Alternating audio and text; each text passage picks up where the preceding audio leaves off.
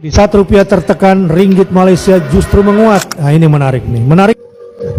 Dewas apa? Dewas nothing, Pak. Aduh, nothing itu semua nih. Saya KTP-nya aja lahirannya Malaysia.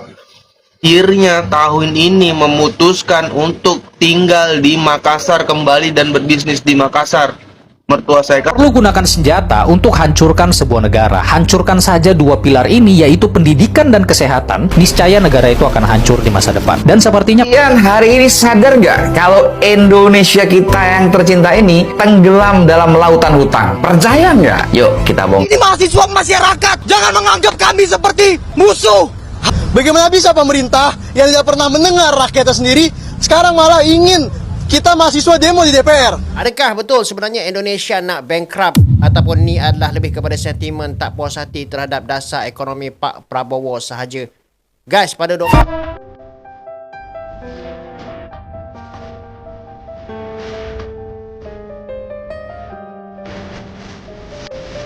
Oh hai, oh halo, hai semuanya. Apa kabar teman-teman? Jumpa lagi bersama Sari di channel ini. Sari doakan dimanapun kalian berada tetap diberikan kesehatan, diberikan semangat, dan juga dipermudahkan segala urusannya ya, amin. Oke, nah ini Sari ada terjumpa satu video ini ya. Ini mengenai yang ringgit naik dan rupiah itu jatuh. Oke, nah ini ada seorang lelaki ini katanya keluarga dia yang di Malaysia, orang Malaysia itu pun katanya ke Indonesia lari karena di Malaysia katanya semuanya pun mahal ya, di Indonesia sangat-sangat murah semuanya. Oke, pada kenyataannya faktanya terbalik ya. Walaupun ini kita bicarakan di Indonesia, walaupun rupiah itu sangat melemah, harga barang di sana pun ikut naik ya, karena nilai tukar dolar itu pun naik. Di Indonesia pun harganya itu mahal. Jadi ya otomatis harga-harga barangan di Indonesia itu pun mahal juga. Oke teman-teman, tapi sebelumnya kita tontonlah dulu ceritanya ya. Kita dengarkan, nanti kita akan bahas, kita bagi fakta yang betul. Oke, so langsung saja. Di saat rupiah tertekan, ringgit Malaysia justru menguat. Nah, ini menarik nih. Menarik. Dewas apa? Dewas itu semua nih. Pak. Aduh, kopiah lu biar dikira soleh. Kacamata biar dikira pinter. Pencitraan dulu. Ya, kalau cuman mau komparasi nih Pak, komparasi ekonomi, apalagi sebuah negara yang di garis bawain cuman aspeknya cuma satu, nilai tukar, aduh, Dewas nothing Pak, sekali-kali jalan ya. Kalau keluarga saya, istri saya, KTP-nya aja lahirannya Malaysia. Mertua saya udah lama dari istri saya lahir, kurang lebih berarti udah 40 tahun lebih tinggal di Malaysia. Keluarga besarnya semuanya tinggal di Malaysia. Dan akhirnya tahun ini memutuskan untuk tinggal di Makassar kembali dan berbisnis di Makassar. Mertua saya, karena apa? Karena ekonomi di sana nggak lagi baik-baik saja. Mereka juga kalau belanja senengan belanja di Indonesia. Saya lebaran masih sering ngirim tuh baju dari Tanah Abang. Bajunya murah, bagus-bagus. Di sana modelnya cuma satu model Pak. Kalau ngeliat baju apa tuh namanya, baju-baju gamis di Malaysia tuh nggak banyak model kayak di Indonesia, nggak kreatif. Tapi kok Indonesia industri kreatif Pak. Tekstilnya terutama tuh, pakaiannya tuh lebih kreatif, lebih bervariasi. Makanya mereka seneng, selain bervariasi harganya juga murah, makanya mereka belanja. Yang mereka tahu apa, di Tanah Abang. Padahal sih lebih murah, banyak yang lebih murah di Tanah Abang ya. Mereka belanja di Tanah Abang. Asal keluarga kesini pasti mintanya kemana? Ke Tanah Abang. Nyari apa? Nyari baju. Karena apa lebih murah di sini Pak? Kali-kali Pak. Aduh, komparasi dikit lah nih ya. Cari makan nasi kandar. Oke teman-teman, nah bedakan ya. Tadi katanya suami istri dia itu lahirnya udah di sana, mertuanya pun sudah lahir di sana, sudah berpuluh tahun ya. Ini bedakan ya, lahir di sini dan juga orang Malaysia asli ya, warga negara. Tapi daripada agak-agak di percakapannya itu tadi hanya lahir di sini tapi bukan warga negara Malaysia ya. Nah, kita tak tahu lah berpuluh tahun di sini tinggal kerja apa gitu ya. Oke, so Pak, nasi kandar Pak, sama nasi padang kita Pak. Bayangin nasi kandar, nasi padang kita nih pakai ayam, nasi, sayuran, terus diaurin tuh kuahnya. Masih ada 10.000 Pak tempat saya. Kalau nggak percaya ayo main-main ke tempat saya yuk. Di Pasar Rebo, Jakarta Timur. Ya, besok kalau mau main tempat saya kasih tahu nasi padang 10.000 ada. Ke Malaysia nyari nasi kandar, satu lauk aja. Satu lauk sayur, kuah, nasi, ya. Satu lauk daging, ayam, ikan gitu ya. Protein, nasi, sama sayur, sama kuahnya tuh cari Pak. Yang under 15.000 ada nggak? Kalau dikomparatifin sama padangnya Indonesia ya, nasi kandar tuh kira-kira nasi padangnya Indonesia lah. Gitu. Terus apalagi banyak Pak, mau yang sederhana nih Pak, produknya nih. Mau di sono, mau di sini gitu ya. Milo ya. Bandingin harga Milo. Tuh, pasti kalau istri saya pulang tuh, mertua segala macam keluarganya tuh datang, pasti yang diminta satu Milo tuh, oleh-oleh sana juga. Yang mau saya bicarain apa Pak? Kalau mau komparasi bisnis gitu, komparasi ekonomi, apalagi skupnya udah negara, government gitu ya. Ya sangat miskin lah kalau cuman satu aspek yang dibahas Pak. Apalagi cuman masuknya yang dibahas cuman dari aspek nilai tukar. Kita bahas yang lebih ekstrim, boleh. $1 dibandingkan dengan mata uangnya itu adalah 1,7 juta. $1 dapat 1,7 juta rial Iran. Tapi ketika invasi, Amerika juga kewalahan ngelawan itu Iran. Artinya apa? Teknologi pertahanan mereka sudah cukup baik, bisa menahan Amerika. Yang Amerika pikir nilai tukarnya aja udah ugal-ugalan, kan gitu. Akhirnya mereka, pikiran Amerika tuh mereka nggak akan bisa berimprovisasi apa-apa ketika nilai tukarnya aja nggak bisa berbuat banyak. Tapi apa? BBM-nya pun under 5.000, under 2.000, malah konon katanya cuma 500 perak. Makanannya tersedia banyak, pada lagi kondisi perang, penuh supermarketnya. Harga makanannya juga terjangkau. Bila dibandingin sama Indonesia, 50-50 lah. 11-12 harganya sama Indonesia tuh. Artinya apa? Mereka mampu memanage, lepas dari ketergantungan dolar. Hari ini kita ditakut-takutin dolar rusak gitu kan. Rupiah rusak gara-gara dolar tinggi, gara apa? Karena textbook buku ekonomi, buku putih ekonomi kita tuh sama. Yaitu apa? Yang bikin mereka nih, orang Eropa, orang Amerika, orang Inggris, kan gitu. Buku putihnya yang kita pakai mereka, ya jelas lah mereka nulis, lu kalau pakai dolar begini, lu kalau nggak pakai dolar begini. Ya karena mereka yang nulis. Akhirnya itu yang kita pegang, itu yang kita pedomani. Akhirnya apa? Itu yang kita serap, kan gitu. Orang kita buku putihnya buku putih perekonomian itu yang kita pakai. Coba kalau kita pakai buku putih buku kita sendiri, kan gitu, yang nggak harus menggunakan dolar. Amerika punya peradaban apa sih Pak? Indonesia punya peradaban, Cina punya peradaban, Mohenjo-daro, Harappa, Iran punya peradaban. Amerika nggak punya peradaban. Tapi kenapa dia bisa menguasai preman dunia Pak? Dia menang, kan gitu. Menang perang dunia kedua itu doang, jadi preman dunia. Kalau nggak jadi preman dunia, jadi gelandangan. Karena Amerika juga, karena jadi preman dunia aja jadinya berani begitu ngatur-ngatur. Oke teman-teman, nah ini percakapannya udah makin melenceng ya, kita stop sampai situ saja. Oke, tadi banyak juga dikatakannya ya, bukan tengok satu aspek ya, karena Bapak itu tadi yang diresenkan tadi itu membahas tentang kenaikan ringgit ya, mata uang terbaik di Asia pada tahun ini juga, dan rupiah memang mata uang terburuk pada tahun ini juga, sangat-sangat jatuh ya berbanding dengan dolar itu tadi. Oke, memang tak boleh ditengok satu aspek saja, tapi daripada aspek ini pun dah jauh berbeda, pasti ada sebabnya kenapa rupiah itu jatuh ya. Di sebaliknya itu ada sebabnya ya, investor lari ya, apa namanya itu katanya IASG itu pun merosot, apalagi semuanya pun barang naik. Oke, nah tadi cakap kan katanya pasal keluarganya di Malaysia itu, keluarga di Malaysia sama keluarga Malaysia beda ya, tak sama.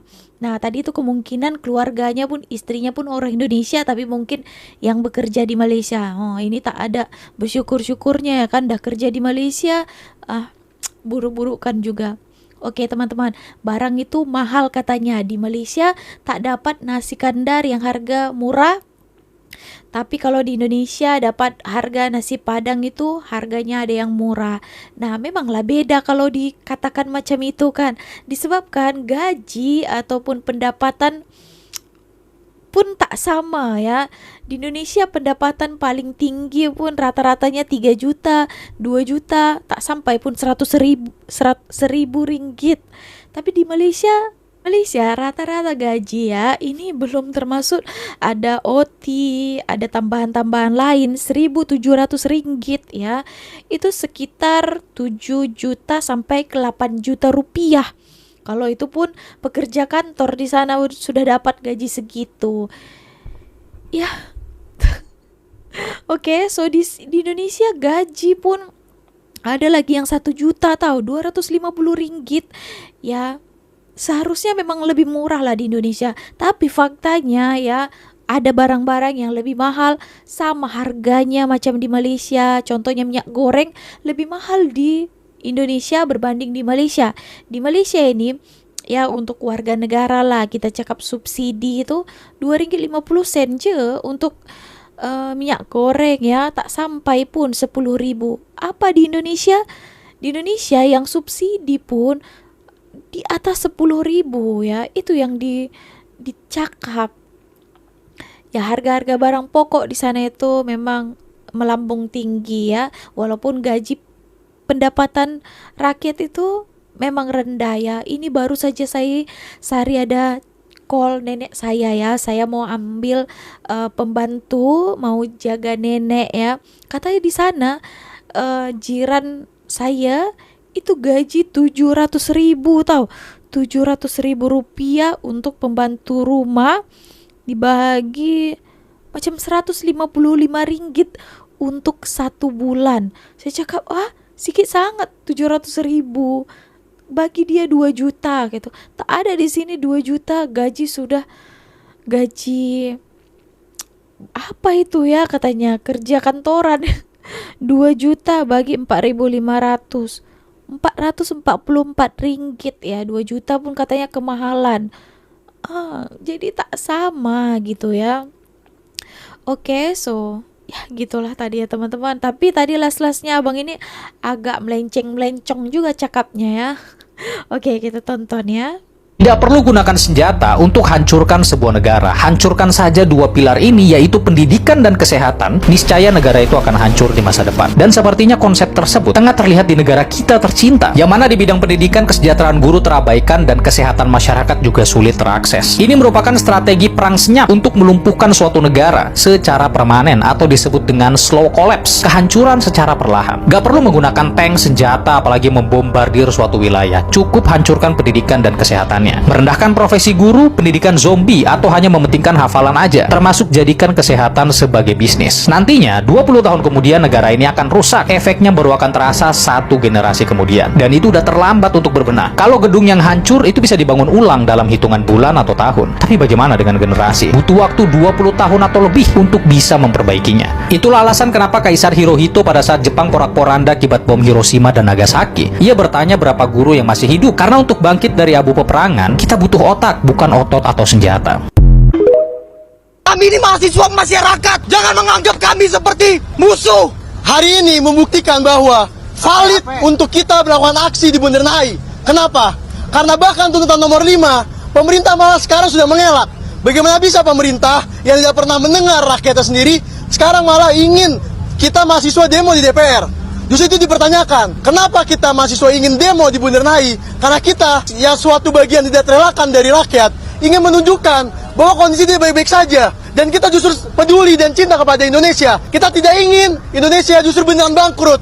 Tetapi perilaku-perilaku inilah yang justru ketika tidak berubah akan membuktikan bahwa Indonesia akan bangkrut secara ekonomi, Indonesia akan bangkrut secara demokrasi, dan terakhir, Indonesia akan bangkrut secara moral. Tolong jangan represif. Kami ini mahasiswa, bukan KKB. Tidak membawa senjata. Kami membawa niat untuk membawa perbaikan untuk rakyat Indonesia. Jangan menganggap kami seperti musuh. Jangan menganggap kami seperti penjahat. Kami ini mahasiswa masyarakat. Menghadapi kami jangan membawa senjata. Kami ini mempunyai niat yang mulia untuk kalian semua, untuk rakyat Indonesia. Dan kami tidak ditunggangi. Niat kami tulus untuk kalian, bangsa Indonesia.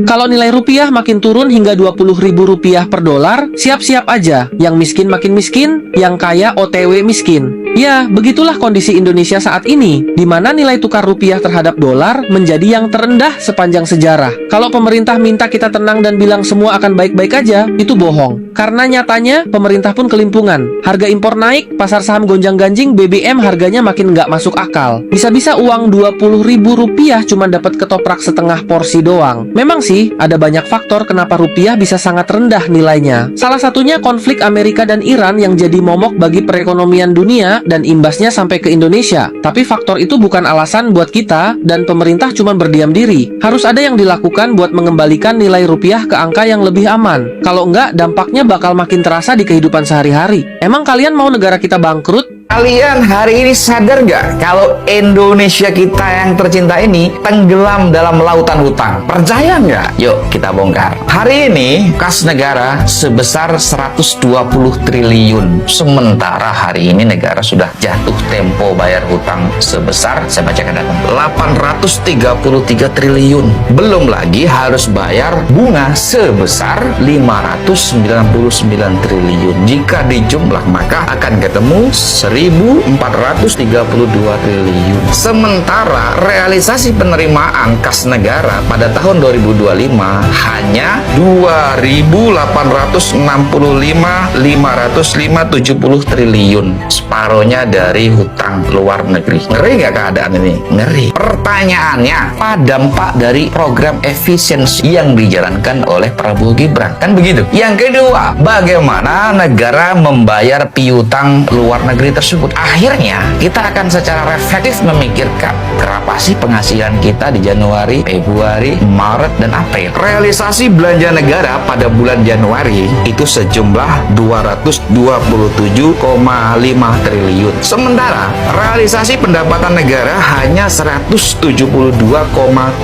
triliun. Artinya defisit sebesar 54 triliun. Kemudian pada bulan Februari realisasi belanja negara sebesar 493 triliun. Sementara realisasi pendapatan negara hanya 385 triliun. Lagi-lagi defisit 135 triliun. Pada bulan Maret realisasi belanja negara ini lebih gila, 815 triliun. Sementara realisasi penerimaan uang negara hanya 574,9 triliun. Lagi-lagi defisit sebesar 240 triliun. Kalau sudah punya hutang dan sudah ada jadwal pembayaran, kenapa negara gegabah dalam melakukan belanja anggaran? Kan ini yang menjadi keresahan publik. Suka atau tidak suka, hal ini ditutup-tutupi oleh pemerintah terhadap rakyat. Aduh, Pak Berbaya, nggak bisa ngomong dah gua. Keadaan ini akan membawa pada krisis kepercayaan terhadap pemerintah. Hari ini akan semakin banyak suara-suara kritis membanjiri media sosial. Kemarin kita melihat aksi yang luar biasa terjadi di Kalimantan, dan itu tidak menutup kemungkinan menjadi api percikan terhadap daerah-daerah provinsi yang lain. Mau tidak mau Prabowo ya melek dan objektif melihat hari ini sudah tidak ada pilihan lain kecuali menggalang persatuan nasional. Kita bicara persatuan nasional itu meletakkan kepentingan nasional itu menjadi ujung tombak. Jangan dulu berpikir 2029 terpilih atau tidak. Jangan dulu. Kita bicara bagaimana kita menyelamatkan kondisi bangsa yang sudah di hujung kiamat ekonomi. Adakah betul sebenarnya Indonesia nak bankrupt ataupun ni adalah lebih kepada sentimen tak puas hati terhadap dasar ekonomi Pak Prabowo sahaja? Guys, pada 12 Jun 2026 Jakarta bergolak lagi apabila ratusan mahasiswa dikatakan turun ke jalanan dalam satu demonstrasi yang diberi nama Indonesia menuju bangkrut. Jadi apa yang diorang bantah ni? Diorang bantah kenaikan harga petrol bukan berdasar subsidi, kos sara hidup yang dikatakan semakin meningkat dan beberapa program mega kerajaan yang dianggap terlalu mahal. Antara sasaran utama diorang ni adalah program makanan percuma yang dikatakan bagi manfaat kepada lebih 83 juta kanak-kanak dan juga wanita hamil. Bagi mahasiswa, kerajaan sebenarnya sedang berbelanja terlalu besar semasa kedudukan fiskal semakin tertekan akibat harga minyak dunia yang dikatakan melonjak susulan konflik Timur Tengah. Akan tetapi kalau kita tengoklah data ekonomi sebenar, cerita dia tak semudah Indonesia nak bankrupt. Indonesia sebenarnya masih merupakan ekonomi terbesar ASEAN dengan saiz ekonomi melebihi US 1.6 trilion.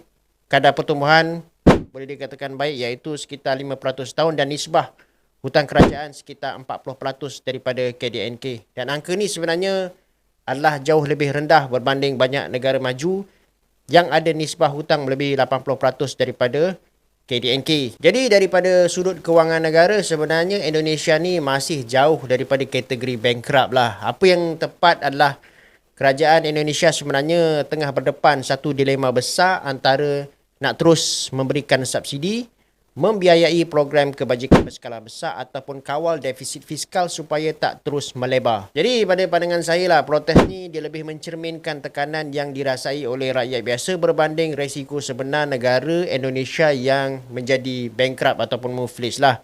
Bila harga minyak naik, harga barang naik dan juga peluang pekerjaan pun akan terasa makin mencabar. Jadi rakyat akan mula persoalkan keutamaan perbelanjaan kerajaan itu sendiri. Sebab tu slogan Indonesia menuju bangkrut lebih berfungsi sebagai mesej politik untuk tarik perhatian terhadap kos sara hidup berbanding gambaran sebenar keadaan ekonomi negara diorang. Akan tetapi kerajaan Pak Prabowo sebenarnya tak boleh pun memandang rendah bantahan ni sebab dia akan bagi isyarat bahawa rakyat sebenarnya semakin sensitif terhadap isu subsidi, harga barang dan penggunaan wang negara. Kalaulah perkara ni tak diurus dengan baik, tekanan politik boleh jadi lebih besar daripada tekanan fiskal itu sendiri. Itu ya, kondisi Indonesia sekarang memang ya seperti yang korang tengok ya, banyak dekat media sosial sekarang ini juga ya, banyak demo di mana-mana di Indonesia, terutamanya dekat Jakarta. Di sana banyak mahasiswa turun pergi ke Bundaran HI dekat Jakarta supaya meluapkan aspirasi mereka ya. Mereka itu bersuara untuk rakyat Indonesia yang mungkin tak boleh semuanya pergi ke sana. Jadi mahasiswa yang kebanyakan turun untuk demo besar-besaran pergi sana ya. Ramai sekarang, penuh ya. Tapi ya masih juga presiden pidatonya pun masih membangga-banggakan kita ini dipuja negara lain, swasembada pangan kita ini bagus ya, negara lain kelaparan, padahal nyatanya di negara kita sendiri pun memang teruk sebenarnya ya ekonominya, ya investor lari, rupiah pun gila-gilaan jatuhnya ya. Banyak sebab lah, Pertamax pun harganya minyaknya pun naik. Kehidupan di Indonesia pun memang tak baik-baik saja ya. Rakyat kelaparan yang dikatakannya negara luar yang kelaparan ya. Oke. Jadi ini rakyat rasa geram terhadap kebijakan-kebijakan pemerintah dan juga pidato-pidato presiden yang banyak memberitahukan janji-janji manis ya. Tapi fakta di dalam kehidupan itu memang nol katanya ya. Sekarang lagi membahas tentang MBG ya. Tak habis-habis rupanya MBG nih ya. MBG itu adalah makan siang gratis, makan rancangan percuma lah, macam itulah contohnya. Disebabkan baru tahun ini ikut diadakan, pokoknya baru-baru saja ya, udah sibuk ya. Itu pun menjadi permasalahan disebabkan ya makanan yang diberikan kepada anak-anak sekolah ini pun tidak layak, tapi uang yang diberikan kepada mereka itu banyak ya. Kemana sebenarnya uangnya? Nah, itu menjadi permasalahannya di sini ya. Apakah dikorupsi? Ya mestilah dikorupsikan, karena uang yang diberikan itu cukup untuk makanan-makanan sehat yang bergizi untuk murid-murid, ternyata yang diberikan macam makanan-makanan yang tak standar gitu ya. Nah, itulah yang disuarakan mereka. Oke teman-teman, so itu tadi, semoga aspirasi mereka itu didengar oleh pemerintah kita. Ya, kita tunggu saja macam mana akhir ini semua.